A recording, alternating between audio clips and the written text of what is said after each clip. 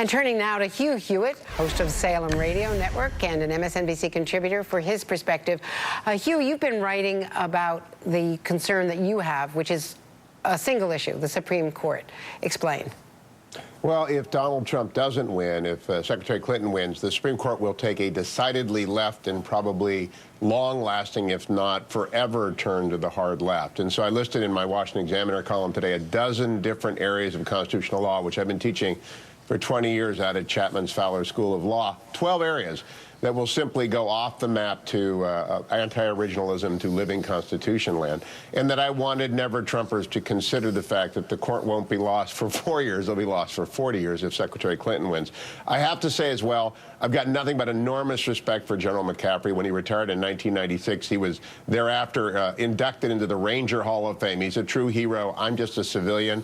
But I was in the green room at Meet the Press yesterday with General Flynn, a 3-star, not a 4-star like General McCaffrey. General Flynn got out in 2015, and he doesn't believe that Donald Trump is a dupe of the Russians, and he likes to point out that all of that provocative behavior, seizing the Crimea, buzzing our ships, being aggressive with their cyber warfare, is occurring on President Obama's watch, after Secretary Clinton gave Vladimir Putin's foreign secretary the Russian reset button.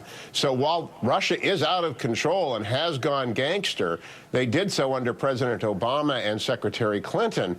Donald Trump, I know what those officials wrote today, but I think his economic speech today should be followed by a foreign policy speech.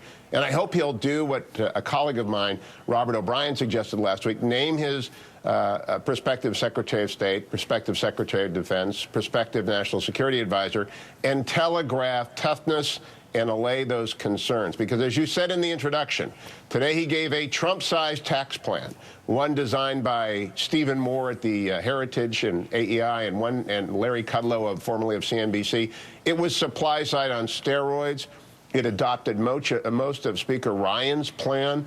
Conservatives across the United States applauded it, and they even overlooked at the end, he basically offered another stimulus. You know, when President Obama began office with an $831 billion stimulus, it was wasted, it was dissipated. You can't find a building in America that's got Obama stimulus written on it the way you can a Works Progress Administration building. Trump says we'll build that again. We'll do that again. This time there'll be American steel and American buildings and American airplanes. It was thundering. As you said, it was Trump-sized, and I think it was the beginning of a turn long overdue, long looked for by Republicans. And to your point about the Supreme Court, George Will writes that Trump's SCOTUS promises are a fantasy. Mass clingers say, don't worry, he already has compiled a list of admirable potential nominees, and stickler that he is for consistency and predictability, he will stick to this script written by strangers. This, too, does not quite seem like Trump. Oh, yes, I read George's piece. You know, I bow down to George Will. He is the man of integrity and eloquence, but I don't think he fully considers the fact that if Donald Trump departed from that list of 11 SCOTUS nominees, it would be fully within the rights of Leader McConnell in the Senate to say, no, the Senate's one from the 11, and we'll go with that for the Scalia seat. And so I addressed that in my column because most of the never-Trumpers who don't want to confront the Supreme Court issue either say it doesn't matter because Donald Trump will start a nuclear war, and I don't believe that, or they say you can't trust him. To which my response is, actually, I do think you can trust him on this issue, but even if you don't have to, because there's Leader McConnell in the Senate there, and they will block, as they have blocked Merrick Garland, a very estimable judge, but President Obama putting up as a lame duck president, they said no, and if Donald Trump broke from his list of 11, I'd be the first one out the gate with the hashtag no hearings, no votes for a Donald Trump nominee, because there are reasons checks and balances exist. If a guy runs for the presidency with a list of 11 Supreme Court nominees and doesn't use it, you don't confirm that nominee, period. And Donald Trump's sort of delayed endorsement, not only of Paul Ryan, but of John McCain, Kelly Ayotte. Let me play that for you and get your reaction on the other side. In our shared mission to make America great again, I support and endorse our Speaker of the House, Paul Ryan. Paul Ryan, good. He's a good man. While I'm at it, I hold in the highest esteem Senator John McCain for his service to our country in uniform and in public office, and I fully support and endorse his reelection. It sort of had the appearance, reading from that script, of a hostage video.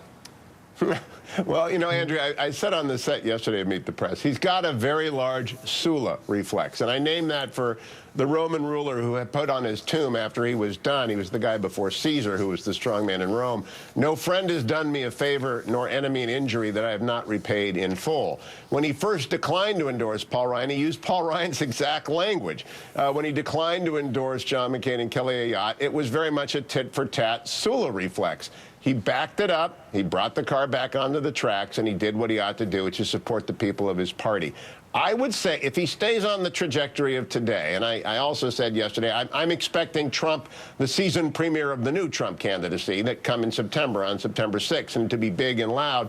But now he needs to focus on Shamram Amiri, the Iranian nuclear scientist who was executed over the weekend. And there are links to Secretary of State Clinton's emails. There are incredible vulnerabilities on her part on Egypt, Libya, the Russian reset, Syria, the status of forces, her Supreme Court. He ought to focus on the fact that our President Obama has a 6-word legacy, leading from behind, red line, and JVs. If he stays on his major points, not only will he close that 8-point NBC News gap or the 7.9 Real Clear Politics gap that he has right now, he'll generate momentum and new turnout from parts of the country. And on my radio show this morning, the author of Hillbilly Elegy, J.D. Vance, and the white poor, the white working class in America, feels very cut out by elites like you and me and everyone who comments on this election not listened to.